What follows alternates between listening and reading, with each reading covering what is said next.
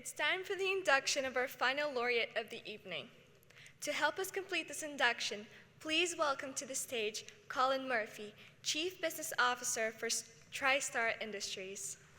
Thank you very much. First of all, I'd like to congratulate all of the inductees tonight. Some amazing laureates and amazing stories that we've had a chance to hear tonight. So pardon me if I'm a little bit nervous. The man that I'm going to induct means a lot to me. It's an honor to be here and a personal privilege to introduce Keith Condon. Keith's not only made an extraordinary impact in the business world, but he's also played a significant role in my own journey. I had the great fortune of crossing paths with Keith early in my career when he hired me at TriStar. What I didn't know at the time was just how much of an impact he'd have on my life, both professionally and personally. Keith didn't just give me a job. He became a mentor. He guided me through the many challenges and triumphs and failures, I'll say, I think it's fair to add, with patience, insight, and wisdom. And I'll forever be grateful for it. His leadership extends far beyond his own accomplishments. Keith has consistently shown what it means to lead by example, empowers others to realize their potential, prioritizes the people around him. Keith recognized early in his career that building relationships with a foundation of trust is the key to solid long-term business, regardless of language or culture. Keith continues to travel and develop new markets while making time to assist fellow Nova Scotia businesses in the art of exporting.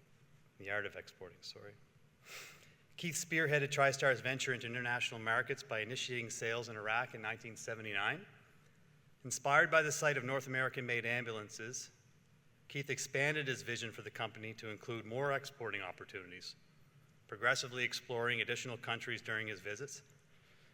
And Keith still remains with TriStar as its Director of International Marketing, traveling and developing new markets. An active community member, Keith is currently an investor and Director of Business for the Yarmouth Mariners Junior A Hockey Club, and has previously served as the President of the Yarmouth Chamber of Commerce. He's also contributed his leadership to the Board of Governors of the IWK, Dalhousie Institute of Health Outcomes, Nova Corps, and as chair of the Nova Scotia Ferry Partnership. Please welcome to the stage 2024 incoming laureate inductee, Keith Condon. Thank you for all of this so much. Colin, you make it hard to follow. I can't thank you enough for all of this, and I really want to thank those who nominated me. I'm humbled and consider myself extremely privileged to be here. Forgive me for referring to notes, but I'm often told that I wander off topic if I don't.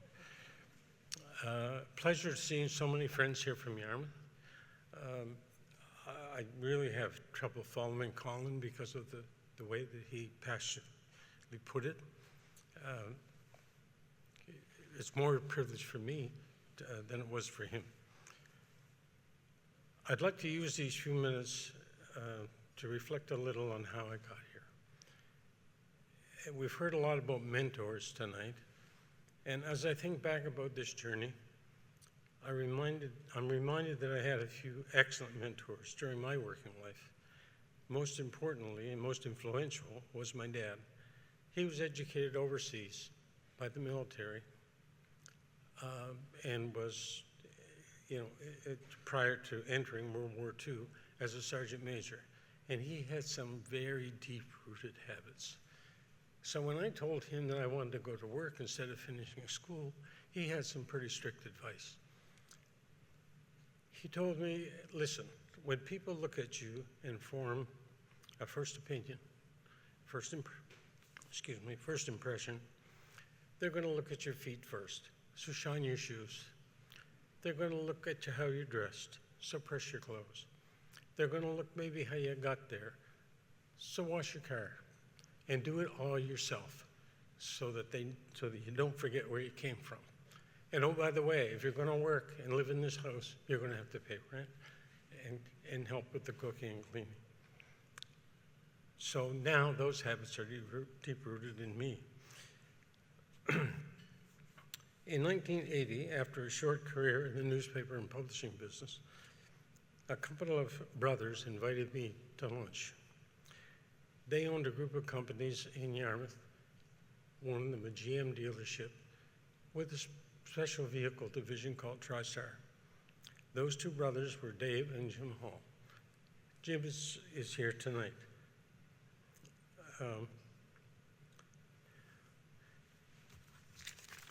They described this potential opportunity of building a factory, manufacturing, and exporting, and it sounded so exciting that at 29 years old, I made a complete career change.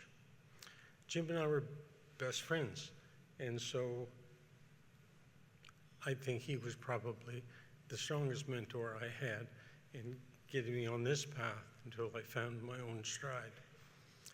And since we lived in a duplex at that time, I didn't have far to go for advice.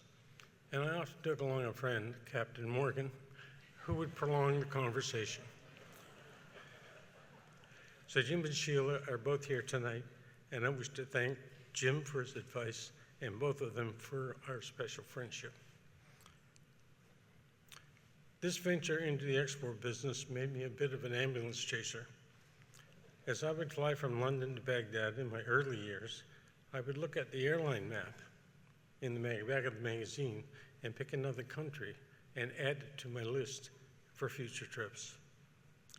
Over 40 years, it took me to 50 countries, and this shotgun marketing resulted in us shipping product to 45 of those countries.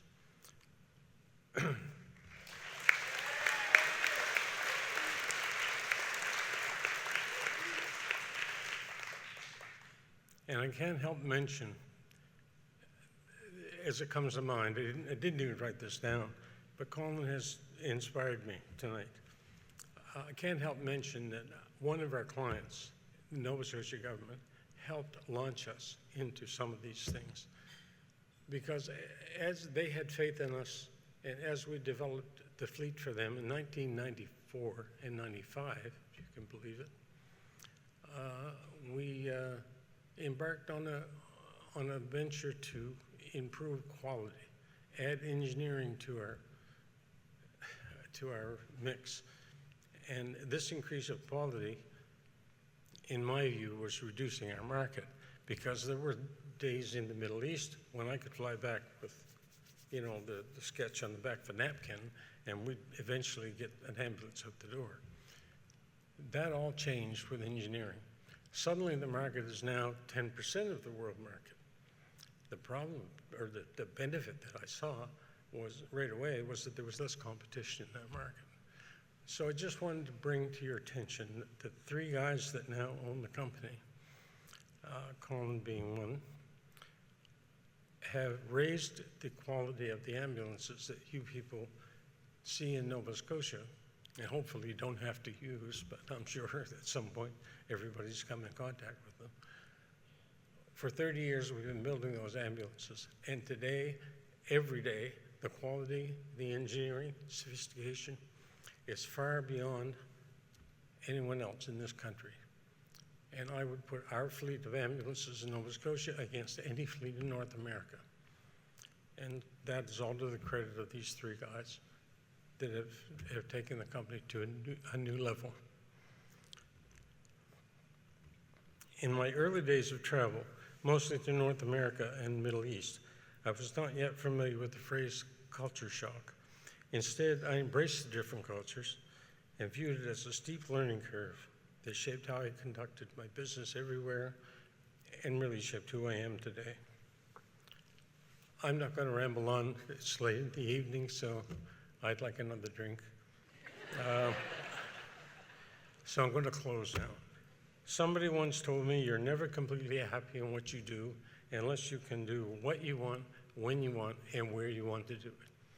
I've had this privilege all of my career, and so it's never really felt like work. Thank you so much for this.